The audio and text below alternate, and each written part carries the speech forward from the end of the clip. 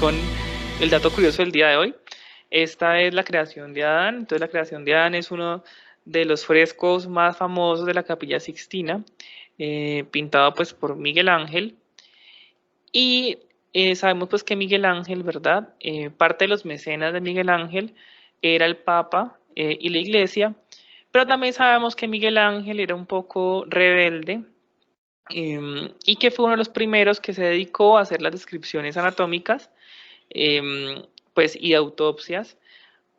Y dicen que realmente lo que Miguel Ángel quiso mostrar en este cuadro era que estaba representando al hombre siendo tocado por el mismo hombre, y si ustedes van a ver aquí y usan sus ojos radiológicos, se van a dar cuenta que este es un cerebro en un corte sagital, donde este es el polo frontal.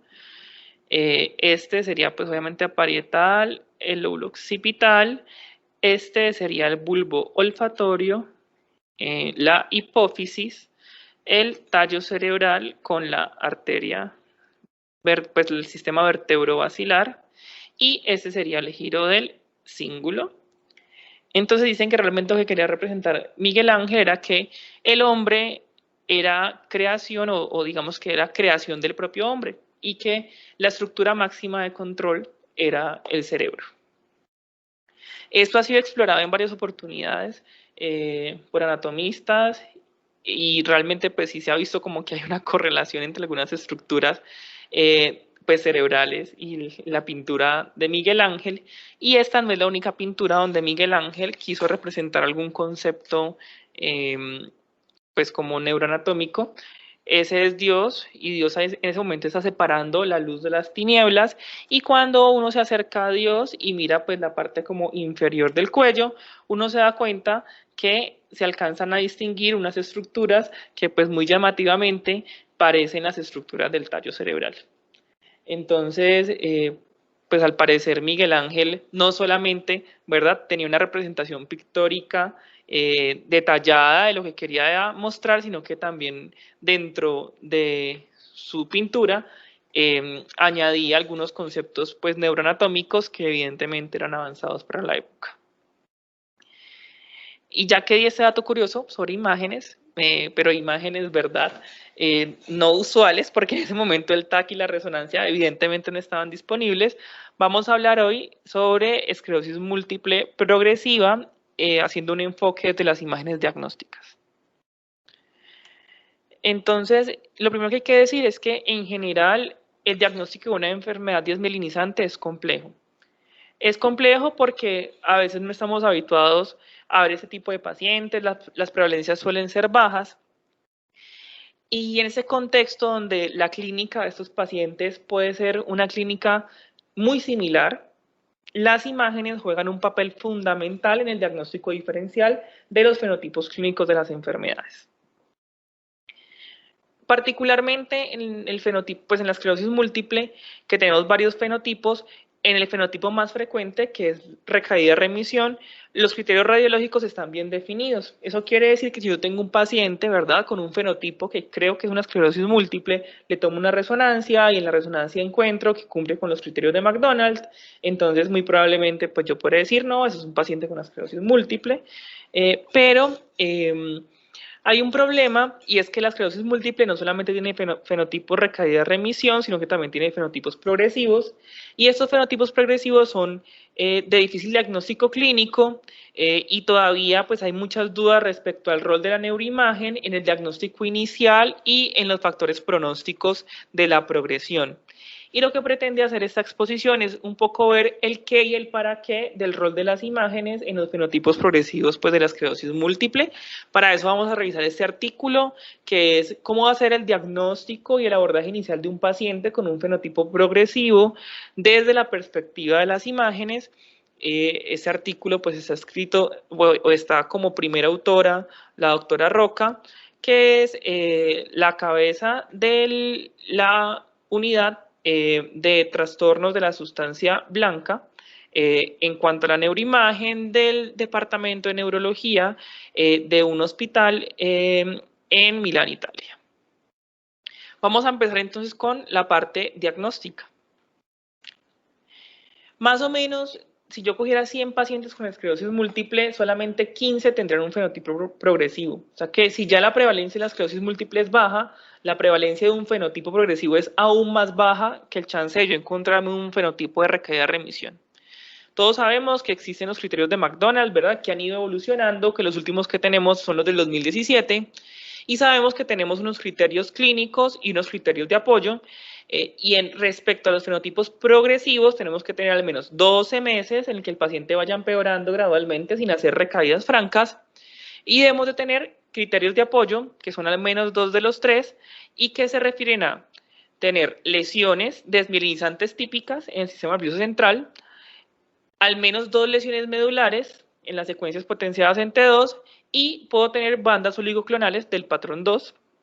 Y aquí la gran modificación que se hizo de los criterios es que antes no contábamos las lesiones sintomáticas y ahorita las lesiones sintomáticas cuentan con, digamos que una salvedad ahí en los nervios ópticos, donde las neuritis ópticas en ese momento pues no se incluyen dentro de la lesión sintomática. Si bien pues esto es cierto, vamos a explorar un poquito los criterios. El criterio clínico básicamente es pues que vaya acumulando discapacidad versus las recaídas y las remisiones, y esta discapacidad tiene que sostenerse por lo menos por 6 meses. O sea que ya tenemos que tener en cuenta que el médico que está diagnosticando tiene que observar o tiene que haber observado al paciente durante un largo periodo de tiempo, y obviamente existe un afán del paciente por saber qué es lo que tiene, ¿verdad? Por saber qué manejo va a recibir, y probablemente en estos 6 meses, dependiendo de las consultas del paciente, pueda que llegue a tener más de una imagen diagnóstica. Y básicamente, pues nosotros diagnosticamos la progresión con la discapacidad, y pues para eso tenemos la escala de discapacidad. También podemos utilizar no solamente la escala de discapacidad, sino varios criterios combinados que incluyen la evaluación de otras pruebas del compuesto funcional, como la prueba de 9 pines y la caminata pues en tiempo determinado, donde podríamos ver si el paciente va empeorando gradualmente sin tener una recaída franca. Y después el caso de la caminata de los 25 pies más los 9 pies más el PASAT, que de pronto nos da un enfoque más holístico o integral realmente del paciente con esclerosis múltiple que vaya empeorando. Pero es el criterio imagenológico el que muchas veces nos puede ayudar a determinar el grado de inflamación del paciente, el grado de pronto de compromiso basal que tiene el paciente dentro de la enfermedad, y el que nos hace el diagnóstico diferencial con otras entidades de un curso clínico similar. Esta frase pues es muy popular, y es que pues son datos y hay que darlos, y es que a pesar de que las imágenes siguen siendo fundamentales para hacer el diagnóstico de la esclerosis múltiple versus otras enfermedades desmielinizantes, existen todavía muchas limitaciones para hacer la diferencia dentro de los fenotipos de la misma enfermedad. Por ejemplo, yo tengo un paciente con una neuromielitis óptica y tengo un paciente con una esclerosis múltiple y tengo un paciente con un anti-MOC, y es posible que los criterios radiológicos o la localización de las lesiones, tanto a nivel medular como a nivel, por ejemplo, periventricular o perivenular, o las neuritis ópticas, tengan unos criterios radiológicos diferentes, y yo puedo decir, esto es un anti-MOC, o esto es una neuromielitis óptica porque está periventricular, o esto es una esclerosis múltiple porque tiene dedos de Dawson. Y es muy bueno el rendimiento, pero cuando yo me meto dentro de la esclerosis múltiple e intento diferenciar entre un fenotipo progresivo y un fenotipo de recaída-remisión, ahí las imágenes pues tienen ciertos limitantes, y es porque todavía no hemos explorado lo suficiente el espectro radiológico que pueda tener mi paciente con un fenotipo o con otro fenotipo diferente de la enfermedad. Entonces, para yo hacer el diagnóstico, realmente los criterios son los mismos. O sea, yo puedo diagnosticar un fenotipo recaída-remisión o un fenotipo progresivo con los mismos criterios radiológicos. La única diferencia es que para yo hacer diagnóstico de los fenotipos progresivos, sí o sí tengo que tener lesiones medulares. Y usualmente al menos 2 lesiones medulares. O sea, si mi paciente tiene lesiones medulares, puede ser una recaída-remisión. Si mi paciente tiene lesiones medulares, puede ser un fenotipo progresivo, pero si mi paciente no tiene lesiones medulares, la probabilidad de que esto sea un fenotipo progresivo es muy bajo. Entonces, comentaba que sí o sí los pacientes con fenotipos primarios deben tener lesiones medulares, y estas lesiones medulares pueden o no pueden realzar con el medio de contraste. Y es por eso que en las etapas más avanzadas de la enfermedad particularmente en los fenotipos primarios, en las secuencias potenciadas en T2 de la médula podemos ver que el paciente tiene un compromiso como parcheado de la médula espinal y esto corresponde a la acumulación de la discapacidad de las múltiples lesiones sintomáticas y asintomáticas que ha tenido en la médula. Y esto definitivamente pues plantea un reto diagnóstico dentro de la misma enfermedad, esclerosis múltiple, en cuanto a sus fenotipos primarios progresivo, secundario progresivo y el fenotipo de recaída-remisión. ¿Qué sabemos hasta ahora? Entonces, sabemos hasta ahora por los estudios descriptivos que al parecer los pacientes con fenotipos progresivos tienden a tener lesiones más pequeñas. Y las lesiones suelen ser más pequeñas, pero no necesariamente están menos inflamadas. Y eso es importante porque usualmente tenemos el concepto que los fenotipos progresivos no son tan inflamatorios como los fenotipos de recaída-remisión. Y realmente lo que nos dicen las imágenes es que los fenotipos progresivos también pueden tener inflamación. Hasta el 42% de los pacientes en los que yo encuentro lesiones y tienen un fenotipo progresivo pueden tener realce con el medio del contraste. La diferencia es que muchas veces estas lesiones que realzan con el contraste no son los que necesariamente se correlacionan con la clínica del paciente. Y eso obedece a que en el fenotipo de recaída-remisión yo tengo un gran proceso inflamatorio en una lesión elocuente que me produce un síntoma y mi paciente viene a la consulta o asiste por urgencias porque empeoró. Y empeoró, por ejemplo, es que llegó hemipléjico y yo le encontré la lesión, por ejemplo, en el tracto corticoespinal del lado contralateral. Pero el paciente con fenotipo progresivo es poco probable que consulte porque tuvo un empeoramiento agudo de los síntomas. Entonces, cuando yo lo voy a ver, usualmente lo voy a ver por la consulta externa, ¿verdad? Porque no hay un empeoramiento que lo obligue a ir por urgencias. Y por la consulta externa me voy a dar cuenta que él viene acumulando discapacidad. La discapacidad es algo que es global, que pues, digamos que es muy difícil determinar qué fue lo que empeoró más en esta consulta respecto a la previa, porque a veces los cambios son muy sutiles. Me voy a dar cuenta que es probable que tenga algunas lesiones inflamadas en el parénquima, pero no necesariamente esas lesiones tienen que correlacionarse con la clínica del paciente. Entonces, si bien siempre estamos correlacionando con la clínica, ¿verdad? En estos fenotipos, pues puede ser más complejo. ¿Qué otra cosa sabemos? Que los pacientes con fenotipos progresivos tienen más agujeros negros. Y esto hace referencia a que evidentemente esos fenotipos tienen una tendencia a hacer neurodegeneración más rápido y con mayor frecuencia que los fenotipos inflamados de la recaída-remisión y sin duda tienen mayor alteración medular. ¿Qué cambios medulares? Que de pronto es la médula lo que tenemos que siempre tener en cuenta en los fenotipos progresivos más que en los de recaída-remisión. Como les decía, en los fenotipos progresivos existen estos cambios difusos medulares hasta en el 61% de los casos, versus el 21% del perfil recaída-remisión. O sea que si de entrada yo veo que la médula tiene un compromiso como parchado y no es la lesión típica de una mielitis corta, lateral, del paciente con esclerosis múltiple, recaída-remisión, yo tengo que sospechar que de pronto esta enfermedad que estoy viendo vaya a tener un curso más progresivo que un curso de recaída-remisión. Lo otro es que existe una predilección de atrofia en los tractos de sustancia gris. Entonces, la sustancia gris medular suele atrofiarse más en los perfiles progresivos que en los perfiles de recaída-remisión.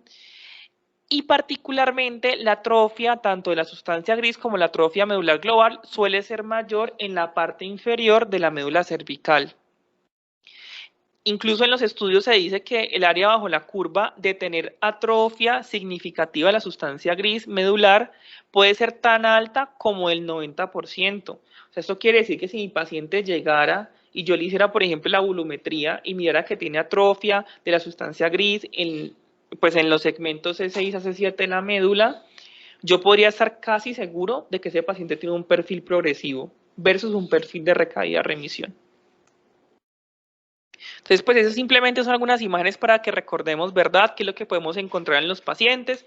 Podemos encontrar lesiones hiperintensas en la sustancia blanca que están presentes desde el inicio de la enfermedad, como en este caso, o que uno puede encontrar en resonancias de control, como es en este caso, que es un paciente cuya línea de base fue esta resonancia y que a los 5 años pues ya había ido acumulando algunas lesiones hiperintensas de diferente localización. También podemos, esas son secuencias pues potenciadas en T2, en esa secuencia potenciada en T1 pues también podemos observar que hay lesiones, ¿verdad?, que realzan y lesiones que no realzan con el contraste, muchas veces con anillo incompleto y de diferente localización. O podemos encontrar lesiones que no son de la sustancia blanca, sino que son lesiones corticales, y para eso algunas técnicas pues, de imágenes diagnósticas, como la doble inversión de la recuperación, nos pueden aumentar la sensibilidad para la localización, particularmente de lesiones corticales, como esa que tenemos aquí. Podemos tener lesiones que no son supratentoriales, sino infratentoriales, como esta pues, que tenemos aquí en el pedúnculo. O podemos tener lesiones medulares, que esta quizás sea la imagen más típica, ¿verdad? Que es una lesión, que si la viéramos en un corte axial sería una lesión excéntrica y que corresponde a una mielitis longitudinalmente, que no es longitudinalmente extensa, sino que es una mielitis corta o transversa. Entonces, dentro del punto de vista del diagnóstico, ya sabemos que el diagnóstico se hace igual y lo único que cambia son las dos lesiones medulares o la afectación medular que tiene que tener el fenotipo progresivo. Pero también la duda está en torno al pronóstico. Y entonces siempre queremos saber cómo le va a ir al paciente. Y esa es una pregunta que es muy difícil de responder en los fenotipos progresivos, desde el punto de vista clínico. Pero quizás no sea tan difícil de responder desde el punto de vista radiológico. Entonces yo tengo que saber, este paciente, por ejemplo, qué marcadores de mal pronóstico radiológicos tenga, porque yo tengo que decidir de pronto qué opción terapéutica, que son de muy alto costo, tengo que elegir para mi paciente. Entonces, lo primero es las lesiones en la sustancia blanca.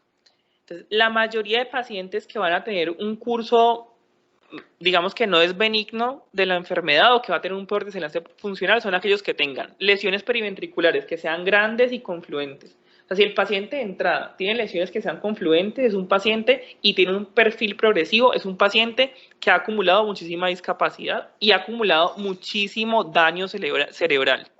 Obviamente, tengo que saber que el paciente tiene que tener el fenotipo adecuado. Y estos pacientes que han intentado pues, correlacionarlos con la clínica y con el pronóstico, se sabe que algunos tienen peor pronóstico, pero hay unos que paradójicamente no les va tan mal.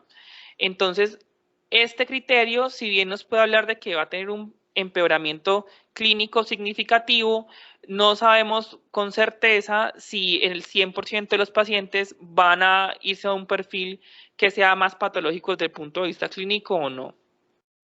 ¿Qué tipo de lesiones podemos encontrar? Entonces, lesiones confluentes, particularmente pues, perivenulares, ¿verdad? Que van confluyendo, o podemos tener este aspecto que es como de la sustancia blanca, que se ve, pues dicen que se ve como sucia, como que el aspecto de la sustancia blanca es sucia y es más o menos lo mismo, o sea, heterogénea, que es parecido a lo que uno ve en la médula espinal, que es como esa intensidad de señal parcheada que uno no alcanza a delimitar exactamente dónde está una lesión, sino que puede hablar, por ejemplo, de que hay áreas de degeneración y regeneración dentro de la misma lesión cerebral que se han venido uniendo en el tiempo. El segundo marcador de empeoramiento definitivamente pues, son los agujeros negros. Los resultados en cuanto a cómo les va en términos de cognición y sobre todo de discapacidad a largo plazo es no concluyente, pero se sabe que si uno mira los agujeros negros que son más hipointensos, o sea, los que realmente son cicatrices cerebrales, sí se correlacionan con peor empeoramiento clínico y mayor discapacidad. Y la evaluación más útil es no es una evaluación estática, es decir, yo no cuento cuántos agujeros negros y si tiene 5 le va bien y si tiene 4 le va mal, sino que lo más útil es la evaluación dinámica. O sea, yo veo que, por ejemplo, el paciente hoy tiene 3 agujeros negros y la resonancia de control se la hago un año y la resonancia de control tiene 15 agujeros negros, se aumentó el número de agujeros negros.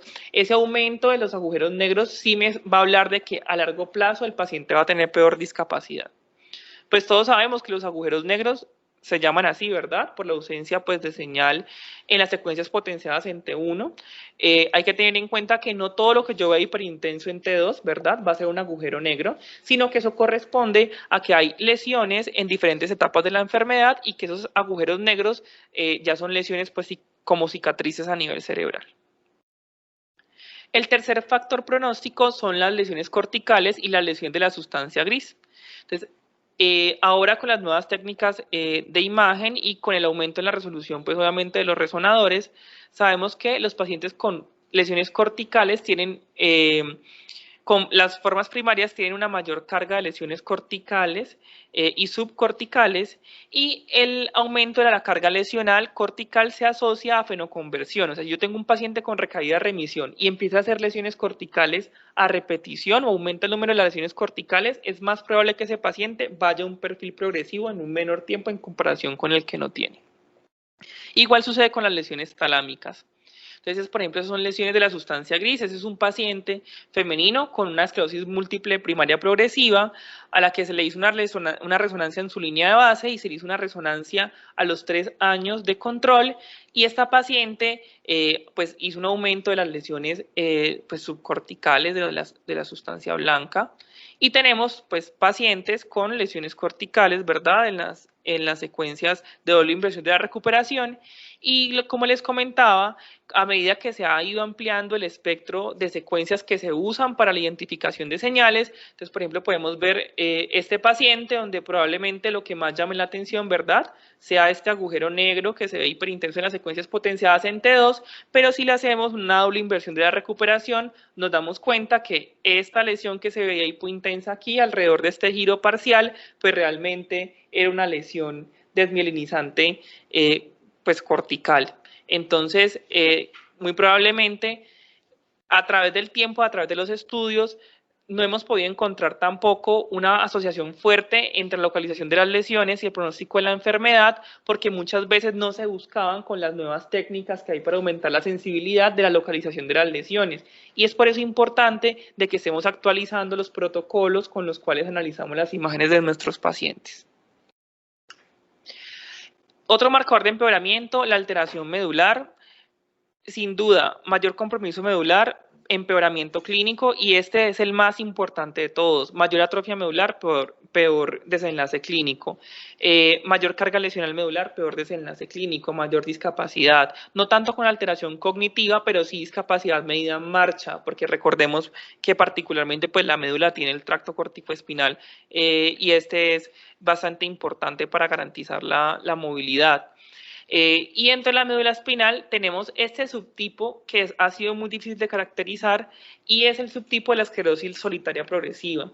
Entonces, ese es otro fenotipo de la enfermedad en la que se encuentra una sola lesión cervical con bandas oligoclonales positivas y con acumulación de discapacidad.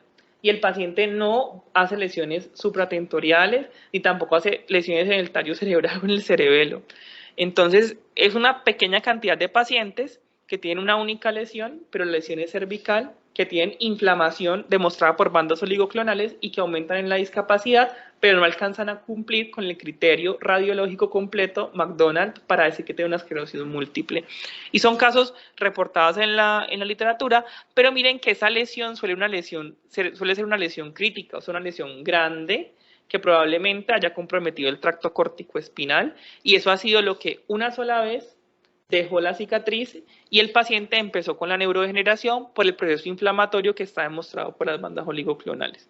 Y son casos pues sumamente difíciles de diagnosticar porque es una sola recaída de la enfermedad. Y de ahí en adelante, acumulación de la discapacidad. Entonces son casos que se diagnostican es con el paso del tiempo. En cuanto a las lesiones de la médula espinal, lo que les comentaba, entonces uno lo que puede hacer es comparar, ¿verdad?, cómo está la conformación de la sustancia gris y la sustancia blanca a nivel medular. Y aquí lo que hacen entonces es, primero tenemos una paciente femenina con un fenotipo recaída remisión de esclerosis múltiple, tiene 4 años de enfermedad, y miren cómo es de diferente la médula espinal de un paciente con una forma primaria progresiva con 22 años de enfermedad.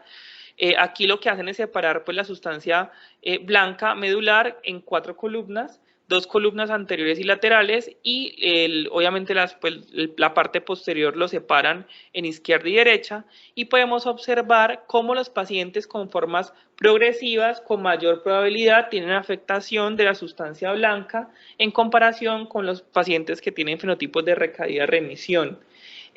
Así no hayan habido pues, lesiones sintomáticas medulares como una mielitis pues, diagnosticada clínicamente. Aquí particularmente, entonces también podemos ver cómo el paciente con esclerosis múltiple primaria progresiva no tiene muchas veces la mielitis clara o marcada, sino que en las secuencias potenciadas en T2 podemos ver este compromiso parchado de la médula cervical y no alcanzamos a definir exactamente dónde inicia y dónde finaliza la mielitis, o sea, no es una mielitis transversa, pero cuando uno ve los cortes axiales, pues sí se da cuenta que todas las lesiones son excéntricas. Y particularmente cómo la atrofia medular es más significativa en los pacientes con esclerosis múltiple de fenotipos progresivos y eso se objetiva con la volumetría de la sustancia gris. Este es un paciente con una esclerosis múltiple recaída remisión y ese es un paciente con una esclerosis múltiple primaria progresiva y vemos cómo la sustancia gris medular se atrofia pues significativamente con mayor intensidad en los pacientes con perfiles progresivos versus los pacientes con perfiles recaída-remisión. La atrofia no solamente es atrofia espinal, sino que también es atrofia cerebral. La atrofia de la sustancia gris puede ser hasta 8 veces mayor en los pacientes con fenotipos progresivos en comparación con controles y hasta 12 veces mayor en comparación en los pacientes con recaída remisión que avanzan a perfiles progresivos versus los pacientes que se van a quedar con el fenotipo de recaída remisión. O sea que un paciente cuya atrofia vaya avanzando con mayor rapidez a lo esperado, si tengo una esclerosis múltiple, recaída remisión, es más probable que fenoconvierta a una secundaria progresiva o de entrada, si el paciente en las resonancias de control va perdiendo volumen cerebral y se va discapacitando, es más probable que ese paciente de entrada tenga un fenotipo primario progresivo. Entonces, realmente medir volumetría cerebral quizás en el futuro sea una de las cosas fundamentales para yo poder determinar qué tan agresiva va a ser la esclerosis múltiple de mi paciente y si tengo esclerosis múltiple requerida remisión, cuál es el riesgo que mi paciente se vuelva un perfil secundario progresivo. O sea, pase de estar inflamado a estar neurodegenerándose, que es lo que al final va a pasar con todas las patologías inflamatorias a nivel central. Entonces, la tasa de atrofia y el grado de atrofia es mayor en los fenotipos progresivos y es mayor en los pacientes con recaída de remisión que van a fenoconvertirse en un fenotipo secundario progresivo. Entonces, la atrofia yo la puedo medir pues, de dos maneras. Uno, medir la atrofia en la línea de base, ¿verdad? Y compararla con, digamos que una base de datos con un volumen esperado, donde puedo medir atrofia de estructuras corticales y subcorticales, particularmente la atrofia cortical y la atrofia talámica se han asociado a peores desenlaces clínicos, o puedo hacer volumetría en el tiempo. Ese es un paciente al que se le hizo volumetría cerebral a los 5 años de la enfermedad con un perfil progresivo y vemos cómo la atrofia cortical y talámica pues, es significativa durante el tiempo. O sea, es un paciente que se está neurodegenerando. Incluso pues los medicamentos han demostrado disminuir la tasa de atrofia en algunos pacientes y no solamente reducir la inflamación. En cuanto a los perfiles progresivos, como les decía, las diferencias clínicas pues son difíciles de establecer y son quizás más las similitudes que las diferencias que yo podría encontrar inicialmente.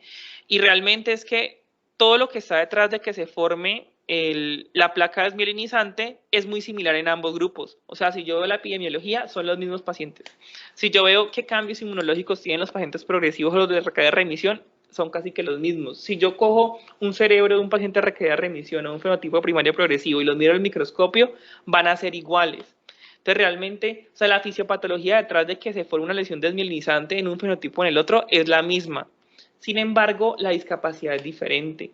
Entonces, todavía nos falta mucho por comprender detrás de la génesis de la enfermedad y de los fenotipos clínicos. Y en este sentido, pues se han buscado nuevos marcadores para yo poder determinar pues quizás cuál va a ser el fenotipo de mi paciente.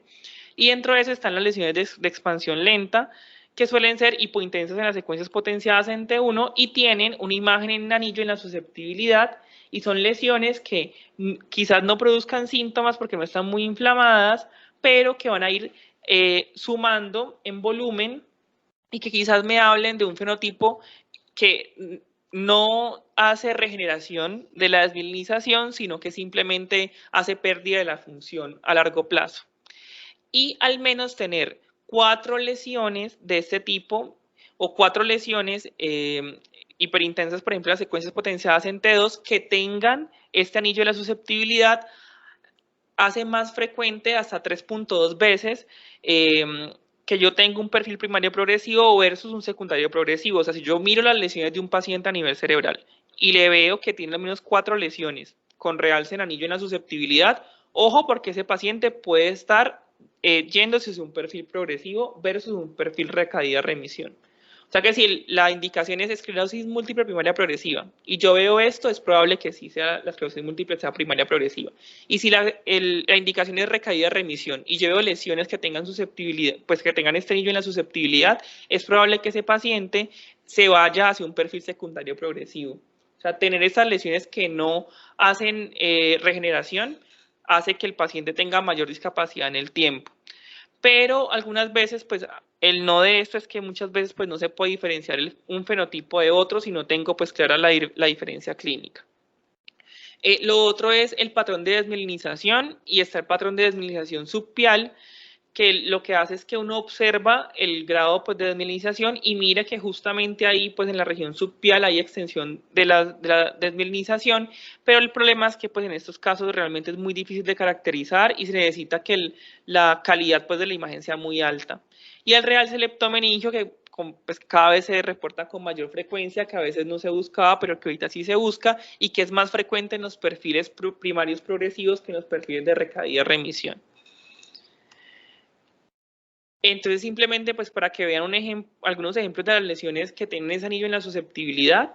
Entonces, miren, por ejemplo, cómo se ven aquí estas lesiones hiperintensas y cuando uno hace el match, ¿verdad? Con las secuencias de susceptibilidad magnética, vemos que estas lesiones alcanzan a tener como este anillo, ¿verdad? En la susceptibilidad.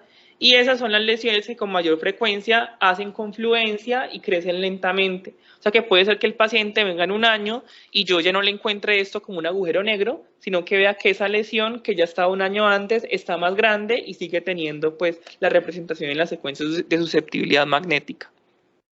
Y esta pues es un ejemplo de desmielinización subpial que realmente pues imaginológicamente pues es muy lindo, ¿verdad? Donde uno ve la hiperintensidad en las secuencias potenciadas en T2 en la región subpial y que se correlacionan pues perfectamente con la histología del paciente.